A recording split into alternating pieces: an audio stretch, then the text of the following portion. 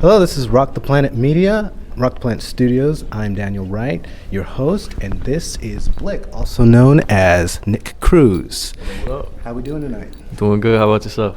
I'm doing great myself, sir. So, you've described yourself as a creative rapper, as someone who is breaking through the medium to produce passion in his music. How do you feel about those terms and labels? I feel like it describes me pretty well, and the music that I'm making, I want to make something that involves a lot of emotion coming from myself, because I'm a little bit more emotional, and that's one of the best ways that I deal with things is putting my emotion and my passion into the music and being able to create something that a lot of people can respond with and enjoy. That is incredible. You know, having someone who's actually trying to talk about something deep instead of just spitting about bars that are just enhancing themselves and trying to glorify their actions morally duplicitously. You know, that is really what's needed in this community to be, you know, proper and honest. So, what's your take on rappers who are sort of, I guess, dishonest about their criminal history or something like that? Basically glorifying it in a way. I guess it's hard when it comes to that because a lot of people enjoy listening to music like that. A lot of these days, rappers, you don't really have to be honest. People just want to hear a song. They want to have a good time. And a lot of people these days don't really care about the actual content of things. They just care more about what it makes them feel. Exactly. So, I don't know. That's a hard one. That's a hard one for me. There's also the history of rap music, where back in the day you had people like Ice Cube and the NWA group that were definitely trying to promote their music and their way of lifestyle as a negative thing, and that sort of turned into a positive these days now that it's sort of cool. Do you sort of identify with that? I don't know. It's hard to say. I do try to, in my music, I don't know, it's hard because I don't necessarily say I promote the things I do in my music. It's more so just getting on there to talk about what's happening. You know, you're putting your experiences and your life stories into music and making an experience with that. So it's hard to say whether or not it's really like trying to glorify it, if that makes sense. Yeah, and that makes a lot of sense. Instead of glorifying it, you're just being honest about it. This happened, this is the case. Support me if you want, or don't. It is what it is. Yeah, exactly. So, generally speaking, how do you do you see yourself and your music as a way of coping with your situation? 1,000%. Music for me has always been something that I run to when I'm feeling things. You know, like I'm feeling down, I'm feeling hurt. I go in the song, I go in the booth and I make a song, and being able to put my emotions into music has been one of the most impactful things in my life, because I realize that I can use the pain and experiences that I have in my life to make something good out of it, to make a positive out of it, and help other people who could be going through possibly like the same situation. You know what I mean? Yeah, so you're sort of trying to relate to them by expressing yourself. And that's a beautiful way of doing your art. It's a coping mechanism. I'm not too sure the name of it, but but it is a real thing, and it's very positive, generally speaking. On another note, besides the intentions of music and how that music got started, would you identify yourself, or perhaps maybe say you're inspired by or trying to surpass rappers who are similar to your content, like Juice WRLD or Jose Onfroy? Honestly, yeah, I would say I'm definitely inspired. Juice WRLD is definitely one artist that I listened to a lot growing up. I listened to a lot of that music that kind of impacted me and influences my style a little bit. You know, I'm not trying to replicate exactly what they do. I'm trying to make my own version of it. But I would say I definitely do have some like inspirational takes from, you know, a bunch of different artists that have impacted me throughout my life. So you're sort of absorbing their content and making it your own in almost, that way. You know, like a artist like Picasso or something draws inspiration from something to kind of put it into his art and make that masterpiece. Exactly. So there have been a lot of sentiments. I mean, generally streaming numbers have been down for that kind of content, you know, lately, especially with the passing of those two, Lil Peep, Juice WRLD, and of course, Jose Onfroy. So how do you with the relevance of this medium sort of dying down, as we can say, how do you sort of create the demand for yourself? I guess you got to make something that is unique for people that they want to listen. Put something out there that isn't out there. And that's what I try to do. I'm kind of like, I'm mixing a few different genres right now and making something that I feel like isn't out there. So I'm creating something for people to want, so that me and probably other artists will, start expanding on that medium, and then kind of create just like a little subgenre of a mix of some different stuff. Yeah. And creating a subgenre, how have you specifically gotten into doing that? Like, what are your plans with that? I guess I'm just mixing kind of like R&B with some like hip hop vibes, just putting a little bit of that more rapper style flow on R&B beats and adding the singing and stuff. But in the future, I definitely do want to work on my vocals a little bit more, so I can kind of expand on that and really do what I truly want to, because I have a big vision for it in that genre. That is wonderful. So addressing sort of the idea that you're trying to mix hip hop and R&B, it is creating something that's new, but I mean, of course, that's not exactly, that genre combination is very popular, especially on 21's radios. Especially Drake and Usher have dipped into those mediums before. So how was your specific method of making R&B plus hip hop sort of your own thing? I feel like for me it comes down to like the beat selection and the type of vibe that the music brings. It's something that I try to pick some more unique beats that have like I think the ones I use right now, they're a little bit of like kind of like Party Next Door-ish beats. Yeah. And I've been delving more into some more like I forgot what it's called. It's like a new little genre coming up, and it has some different little instruments and stuff going on in the background that add that extra, feeling to it, if I could say. Yeah, I believe I know what you're referring to. It's the kind of genre. Do you know Lil Pump's cousin?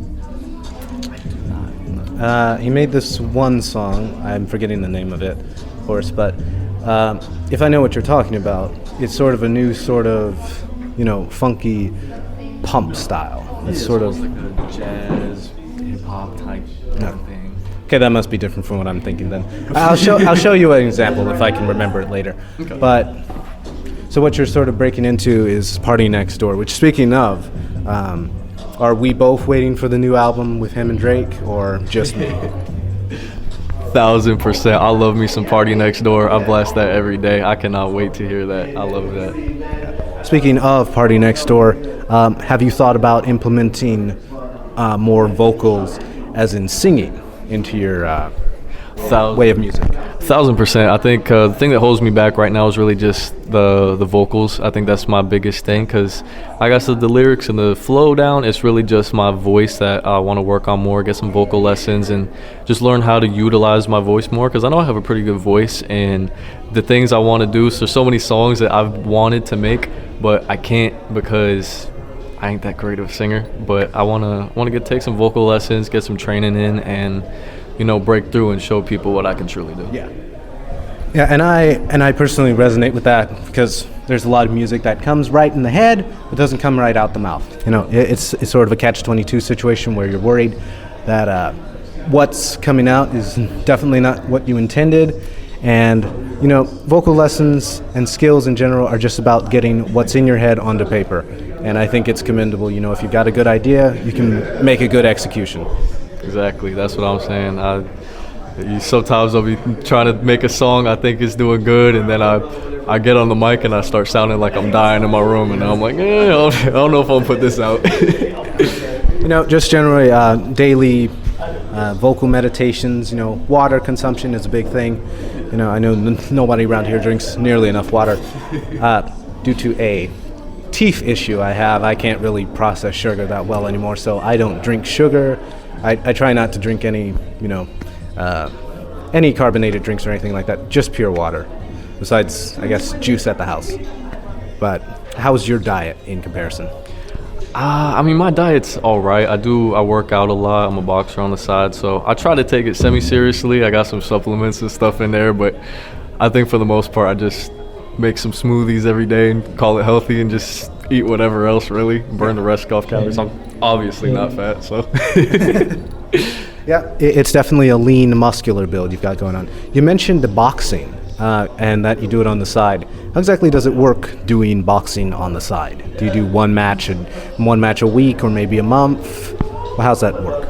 Usually I got, apart from work and everything, I'm usually free on the weekends after work, and I just try to fit in one training session a week because I go to the gym and then I have boxing as well. So my schedule's a little packed, but I usually Saturdays I go get my hour training lesson boxing, and then on Tuesdays, Thursdays, that's usually when we have like sparring and stuff going on, and then I'll just go in, get some rounds with the people, and I'm not training to seriously compete. I'm just kind of training to develop that skill. I might, in the future, maybe I'll be like one of those, YouTube boxers or something. Yeah. but yeah. Speaking of YouTube boxers, there's a lot to get in there, but I'll start with that. But do you think that there's two sets of letters that are definitely in both of our minds right now? JP. What is basically your main takeaway from him? I can't really say that I like him too much as a boxer. Well, more so I don't like him as much as a person. I respect what he's doing in boxing because he's training, he's doing hard, he's doing the training. But I think what he really needs to do is he just needs that respect. I mean, he keeps fighting older fighters. I mean, you're beating up a old Mike Tyson. That hurt me watching that, especially because Netflix, I couldn't even watch it. But it just hurts seeing that, and I feel like people will respect him more if he took a match against an actual active boxer, not an MMA fighter, a boxer. And I think he'll get respect from that finally if he does that. Right. Do you think all of his fights are for clout, or that he's basically just fudging it? Or do you actually think he could be a decent boxer against someone who's actually good at boxing? Honestly, I feel like anybody can really have the potential to be an all-right boxer. I mean, it takes a lot of training, but you can get there. But I think he could definitely do something. I mean, if the knockouts and everything are real, because I hear some things sometimes, whatever theories that people got going on. But it does look like he has the power there, and he has some potential in that. I think he just needs to break into the scene with some actual respect, and then people will believe in him more and like him. Exactly. Going back to your personal experience, have you ever decided to incorporate your boxing career into your music or other aspects of your life? Because it seems like a big part of who you are. It is, yeah. I think every now and then I'll throw a bar in here too, one or two, something about boxing, just training hard. I think that's a big thing that boxing gives me, is that it allows me, I'm training hard, I'm working on myself mentally, and I'm giving myself that ability to put that effort in there. I'm sitting there, I'm working hard, I'm grinding through the pain, going through the bad runs, and I think that translates into a lot of different things in life that I can end up putting into music just from that work ethic that I get from boxing. So for you, it's sort of like a martial art of sorts. People get into karate, aikido, things like that, to structure themselves mentally. Yeah, exactly.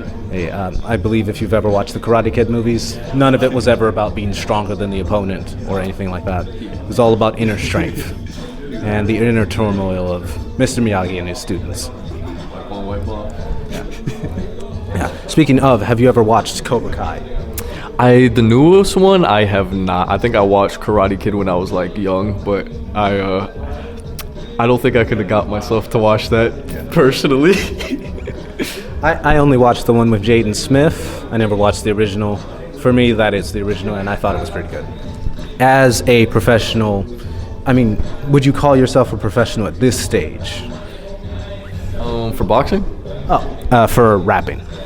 Oh, for rapping? I don't know. I make my own music. I mix and master my own stuff. I don't know if I'm a professional yet, but I feel like I'm pretty good at what I do. You think there's a sort of sentiment between professional and amateur that seems sort of derogatory in a way, or dismissive?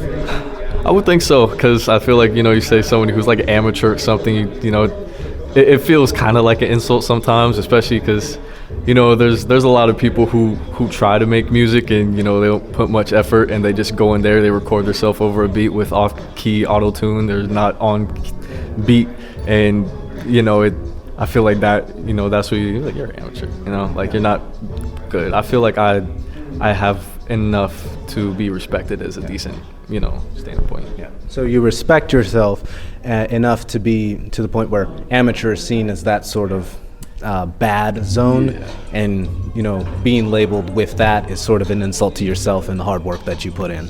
Exactly. Yeah. Going back to the style of music you've made, how do you plan to make your music more versatile going up from here on out? Do you plan to maybe mesh into something more like Thundercat, or perhaps even a completely different mood? How do you want to feel about that? Oh yeah, I really I want to break into a few different genres. I have a lot of people telling me, because at work I work at like a construction paint and stuff, and we listen to country music all the time. They've been killing me to make a country song, so I want to break into the country genre a little bit, because I don't know if you know Shabuzi. He got some good stuff coming, and it kind of inspired me a little bit. Want to try to break into that, and then once I get better at the singing, I definitely want to try a little bit of pop, some other stuff. Just keep adding stuff to my roster, because I don't want to be seen as a fixed artist. I don't want to be that person where they start memeing me in 5 years because I've released the song on the same beat with like basically the same lyrics 20 times over, and people get tired of that. Yeah. And I want to have a long career. I don't want to just blow up and disappear. I was going to ask, what are sort of your goals going forward? Is it fame or maybe fortune, or just trying to go for a creative measure? I see you're trying to staying around here for a while. But on top of that, and the dreads, might I add, or locks as they're preferred to be called. How do you feel about those? Are they part of your identity, or are they just sort of a now thing?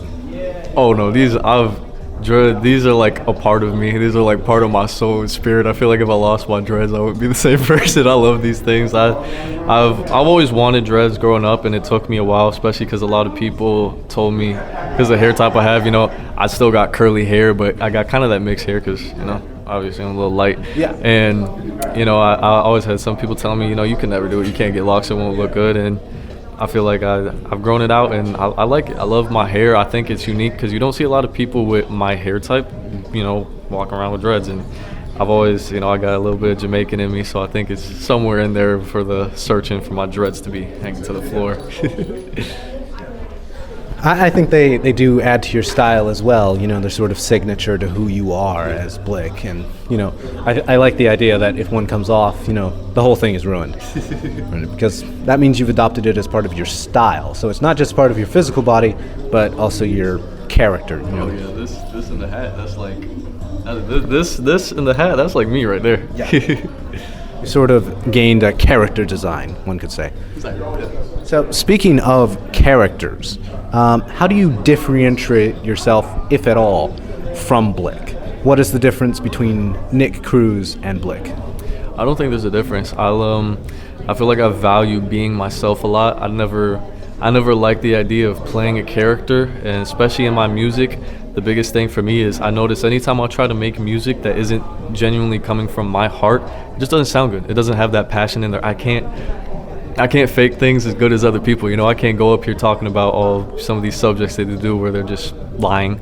I can't make good music if I'm not being truthful. And I feel like I also want to me is a big part of me, because I think I'm a cool person. You know what I mean? I think people would like me, and I just want to be myself. I don't want to have to act all the time. I don't want to have to, be outside in public and you have to worry, am I doing this? Am I doing that? I just want to be myself, and I pride myself in that. Yeah. That's sort of a speech on social anxiety itself. I myself don't have any social anxiety. Talking to other people is very easy for me, and I consider myself very charismatic. But I noticed that a lot of other people struggle with that. Do you have anyone in your life who you sort of just have to shadow for, essentially? Usually that's me. I'm a pretty antisocial person. I'm not gonna lie. I'll get extroverted every now and then, but I think I just it's kind of just how I grew up and stuff. Kind of culminated to me being a little bit more held back. You know, I kind of stay in my shell a little bit. If somebody invites me to come in, you know, then I'll, you know, of course I'll be talkative and everything. But for the most part, I'm pretty just mute, calm. I just kind of stay in the shadows, but obviously where I'm trying to go in the shadows. So I'm trying to break out of that a little bit, but you know, it's kind of how I am. With your, I say, shell complex, do you think that fame could possibly be a detriment to you as a person? Do you think you can handle fame, and not just the scrutiny that comes with it, but purely for the sake of this question, the expectations and having fans? You know, that's a hard one to answer. I think everybody will say they're prepared for something, but no matter how much you kind of try to use the easy words in your head to tell yourself how easy something's going to be, you never really know till you're in that moment and you're having to deal with it. And that's something I deal with a lot. You know, I'll tell myself, oh, you know, I'm fine, I'll do this, and then I get in there, I fumble, I do bad, but I try to just kind of learn from the experience and work on it, you know, because I know a lot of celebrities, you know, they don't have like the best, talking to people and stuff and the things they say online. And they come back from that. You know, they learn from that, they learn from their mistakes, and they learn to be better dealing with that stuff. But it's going to be a challenge, that's for sure. You mentioned digital footprints, essentially. How do you feel? Do you have much confidence in your digital footprint not being tainted? You know, because people will dig up things about you, perhaps misunderstandings, maybe things that aren't even true. How do you feel like you can deal with that? Well, I mean, I don't really think I've done anything or posted anything on the internet that people could take crazily out of context. I'm a pretty, for the most part, I mean, I barely even started using social media until, you know, a few years ago. I kind of broke in the scene late. I always kind of stayed to myself. Even when I had social media, I never post anything, so I'm kind of just like a ghost, honestly. I mean, I have a few tweets on my Twitter talking about how FL Studio crashed on me, but I don't know if people are gonna take that out of context in 20 years. I hope not. Image Line would probably be the only people saying anything to you.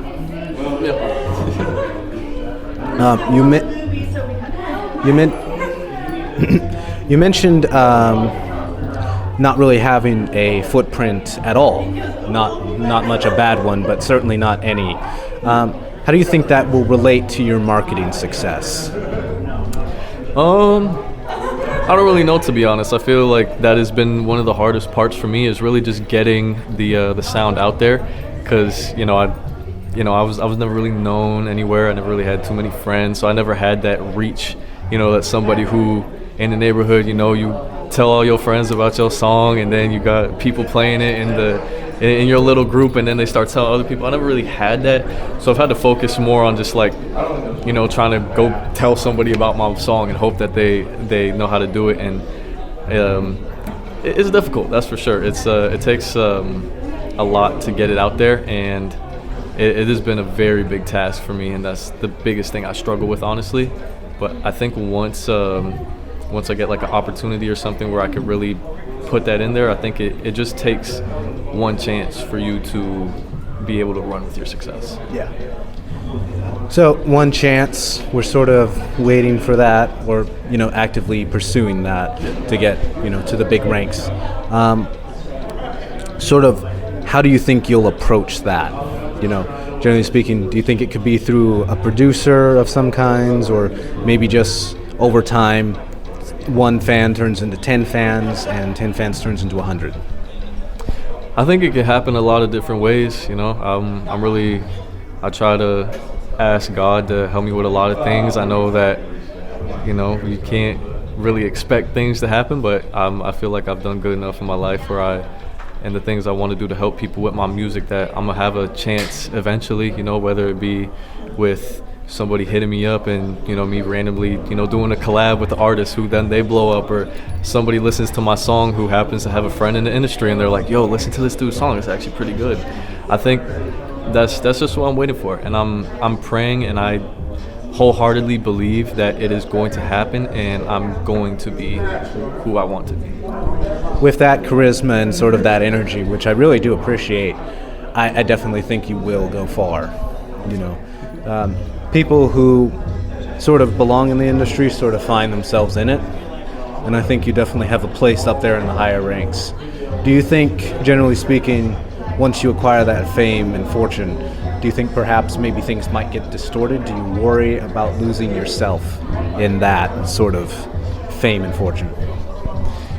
I guess that's a hard one because, as a lot of people, money changes people. You get that and some people, they just get so comfortable, they lose the work ethic. I mean, you see it with artists, fighters, everybody, they get the money, they get comfortable, they start doing dumb things, then they have all types of stuff going on. And I'm going to try, because I think it's also about who you surround yourself with. I want to surround myself with people who are motivated, who are hardworking, to continue to push me whenever maybe I might falter a little bit, to continue to push me to do his best. Because I love music. I mean, the fame is cool and all, the money is cool, but I mean, I would be happy just being able to make the music I want while not being able to work. Like, if I just made enough money to just make music and not actually have to work a regular 9-to-5 like I am now, perfectly fine. I'd be happy with that. So, generally speaking, a super mega star status like, I guess, the Drake or the Weeknd or something like that, that's something you're not really interested in. You're just trying to be able to make music while keeping the lights on and being able to have a fan base that actually cares about you specifically. So sort of like a Wale or Thundercats sort of vibe going on there. Is that where you want to be placed? I guess so. I mean, I've always dreamt of being a star, but I guess for me it's like I don't need to be a star. Like, if it happens, it happens. If people love me enough and I get enough reach and I can get out there and speak to that many people and they enjoy my music, 100%. But if what God's meant for me is to just help out the few people that I can, I'm fine with that too. When I say superstar status, I'm more referring to people who make $500 million, go on regular trips to Milan or things like that, very egregious and very opulent things. And that's sort of what I was mentioning. And that doesn't really seem your kind of style. It seems a little dishonest in a way. That's very, I would say, greed-ish and whatnot. So I think if you had a lot of money, you would most likely use it for philanthropy rather than yourself. 100%, yeah. I think when it comes to getting to a certain point, I feel like you do have to sacrifice your morals a little bit to get to that fame, and I don't want to do that. I want to stay true to myself, stay true to the people, the music, and especially because when I do the music, I don't want to just stay an artist. I want to kind of expand a little bit. I want to do some business stuff. I want to help people out on the side. I don't want to just, because I know sometimes music doesn't last forever, so I want to be able to build a career off of music in different avenues, maybe a little bit of business here or something there. Just keep doing that, help out people where I can, and make the best of what the opportunity I've been given. That's an amazing thing. What I wanted to get into next, you mentioned, just getting to the point where you can explore different avenues like managing money and just sort of using your money for good. What sort of avenues are we talking about? Because as we know, there's Sean Carter, who hasn't made an album in almost 5 years and is a lot richer than most rappers who are working because he doesn't deal with music. He's a record producer. He, promotes people. He owns things and essentially people, and that's how he gets his income. He makes much more than his wife, essentially. How do you feel about that? Would you go into, what are those your alternate, methods of making money? I think so, 100%. I want to, once I have enough money, I want to have my own studio, be able to record in some big nice place by myself, not have to pay somebody else, and be able to turn that into a business too. Maybe, have a little record label, sign some artists, and be able to give people good deals, because I know there's a lot of people who have amazing music, a lot of people who deserve a chance. And in the end, I just want to help people. Like, I love putting my passion into music so other people can relate to it, so they can use it to go through what they're going and come out better. And I want to be able to help as many people out. So if that means, signing an artist, because there's a lot of, the artist industry is very cruel. They'll sign you. You think you're getting a good deal, you get a huge advance, and then in the end you have like 2% of your royalties, your masters, you don't got nothing. So I want to be able to help people and give, good deals, give good opportunities to people where I'm not taking advantage of them and still giving them that opportunity to get themselves out there. And then also just, I want to do some like clothing stuff eventually in the future, make a little clothing line, something like that. Just, I want to expand. I don't want to just stay artist. I want to be artist, entrepreneur, try to expand into different categories, find what I can make, into something else. So in that vein, sort of philanthropy is what you're going to do, and not specifically just handing out money to people who don't have anything. As we know, that's sometimes more dangerous than helpful. But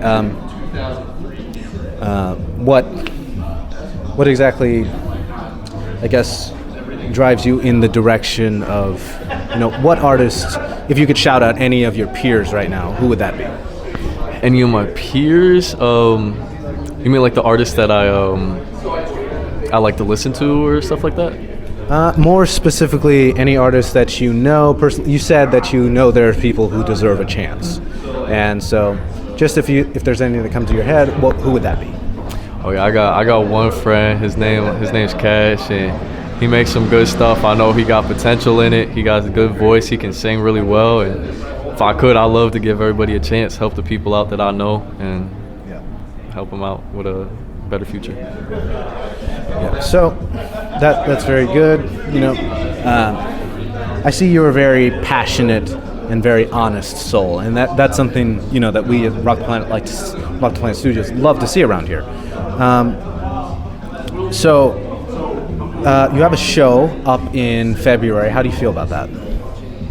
Man, I heard about it. I think it would be a good opportunity. I would, if I could, obviously, that would be amazing. Yeah. Back to your music, essentially. As you know, I've listened to some of your demos, and you talk a lot about your relationship. Now, if you're willing to get into that in here, if you're not, that's okay. How is she? If it is a she. This is a hard, but she was amazing. We had a good time together. I loved her quite a lot. She showed me a lot of things that I never felt before in terms of love. In the beginning, she loved me a lot. She treated me like I mattered, and she showed me that I could love myself too, because that's something I always had a problem with. My bad. But yeah, I always had a kind of issue with emotions and stuff, and she helped me express myself more and show me that I can actually be somebody. I'm not always in my head, so insecure about a lot of things, and she helped me through a lot. Relationships often take a nasty turn sometimes. I know in many of my own personal relationships, I just tried to help as much as I could until the person sort of changed into something not too recognizable, and the situation became untenable. Is that sort of the same situation going on for you? Yeah. I got some news yesterday and found out a little bit of unfaithfulness going on, and we split up. But I'm trying to continue doing the best I can, and use those emotions for music, because that's what I'm about. I want to put that into music and make it something, help me get through it. But it's hard. I can't lie, but I wish the best for it. Bit of a nuanced, as you know, I'm kind of a new thought kind of person. The unfaithfulness, what was specifically the part that was most damaging? Was it the lying or specifically the sharing? I think it was a combination of both. I kind of saw it coming. Her feelings were starting to go away. We didn't talk as much, but I feel like what hurt the most is, we kind of tried to base our relationship on being honest and communicating with each other. And then she moved out of state. We stopped talking as much, and I'm just wondering what's going on, overthinking, and eventually, I find out.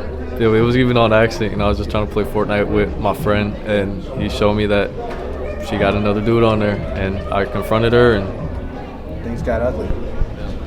Well, that's a good friend you got right there. Watching out for you like that. Tell him you said hi next time you see him. Another thing, it generally seems like she was the one who initiated talks of honesty and being yourself. You mentioned that she helped you a lot to become yourself, the person you are today. But it was she who started the unfaithfulness. Do you feel like there's a bit of dramatic irony in that? I do. It's funny. We always had our little jokes going on together. It's like, oh, if you cheat on me, I'll kill you, blah, blah, blah, and it's just funny. I thought, because I'm a bit of an eccentric person when it comes to my emotions and my feelings, and I'm hard to deal with. So I got that, and I told her that from the beginning, and I thought that she accepted me. I thought that she wanted me. I thought she was as crazy in love as me. It's the album I made, Crazy for You, but I thought that she could, but I guess somewhere along the line we just weren't really compatible. I mean, it doesn't mean that she's not a good person. We fell out of love together, I guess. I've been in relationships where, things get ugly, but it's not anyone's particular fault. I mean, definitely, there are times it is, but generally speaking, it's just not meant to be, quite. And that's a very sad thing to always hear, Do you think at any point, if you were to accrue fame and fortune, and, she were to find out about that and come back to you, what would be your response? Well, obviously I'd say no. I mean, I have a pretty strict policy. As soon as somebody does something like that to me, there's no going back. I can't love somebody the same after that. I mean, my trust will never be the same. It's already damaged so much, and on top of that, I think we also kind of split because she's kind of adamant about not being with somebody who's in the spotlight. She doesn't want to be with somebody who's in the fame, and obviously that's my dream. So I think that also was kind of like the final straw that really just. Do you think perhaps that was fate sending you a message that pursuing your art is what you want to do? What you have to do? I think so. I think definitely it was. It's weird, for a while I've had a feeling that was kind of telling me that, something's going to happen. It might hurt, but then, the music's going to come. I'm going to get an opportunity, and I'm going to finally be able to do what I want and be able to reach that, stardom that I've been dreaming about my whole life. Yeah. And I think I got that now. When exiting a relationship, you sort of see it coming. You mentioned that it was something you kind of foresaw. Were you all that surprised when it happened, or was it just sort of a thing, like a total shock that it went that far? Things were going bad, but to see that it had taken that step was just out of left field. Was that how it was? Yeah. I mean, I wasn't surprised that we ended things because, I could see how she was acting towards me, and it hurt a lot. I kept trying to give it the benefit of the doubt and basically gaslight myself, but I knew deep down that it was coming to an end. I guess I didn't expect it to end like that. I thought she would be honest, just leave. That's what I told her. I literally, I ain't mad at her, really. I want what's best for her, and I just told her, just be honest with me. You could tell me that your feelings are gone and that you don't really love me anymore, and I'll be fine. I just want you to be honest with me. And it hurt that she had to lie and hide things from me and then start talking to somebody else for me to find out and then eventually confront her. And it turned into a screaming match, right? Actually, no, I tried to be very mature about it. At first, obviously, I wanted to. I meant her screaming at you. No, actually, surprisingly, we were pretty mature about it. I think we both kind of knew that we're at that stage. We talked about possibly, taking a break or something before, but I think this, once it gets real, it's like, okay. But we were able to come to maturity about it and be like, she apologized. She said it's wrong. It's, there's really nothing else she could say. She did what she did, and I told her. The pumpkin pie's already baked. Exactly, yeah. So, she made a mistake, and I wish the best for her, but I guess that is what it is now, Back to your rapping styles. I assume you mentioned a heartbreak album. Was that you trying to go for 808s and heartbreaks kind of vibe there?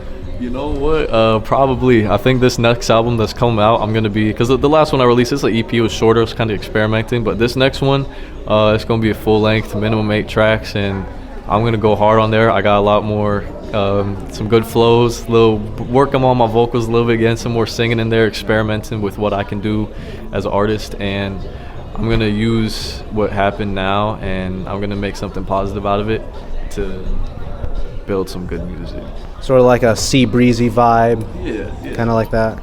Yeah, I feel like the vibe that I'm going for is kind of like, you hurt me, but I'm gonna make it. You know, I'm gonna do this, and I'm gonna show you what you missed out on. You know, I think it's gonna be something like that.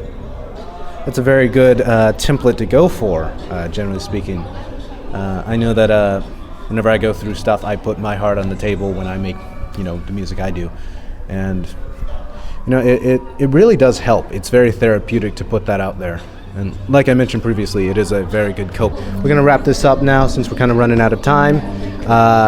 Nick, if there's anything else you want to say to the community, perhaps your future fans or maybe present fans, what might that be? Continue working hard, follow your dreams, chase everything you can, become the person you want to be, just like I am doing. Fight for yourself, and you can get through anything that you're facing. You can make it. All right, and that's a good message to end on, especially in this kind of world that's sort of losing positivity and very demoralized. So we want to just say thank you for coming on our show.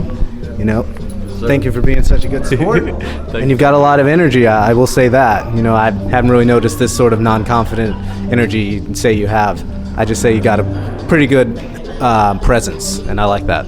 I try. A little something. So we here at Rock the Planet Studios support you, and we want the best for you. So we're going to see you another time, and thanks for stopping by. I'm Daniel Wright with Rock the Planet Studios. This is Nick Cruz, and have a good one.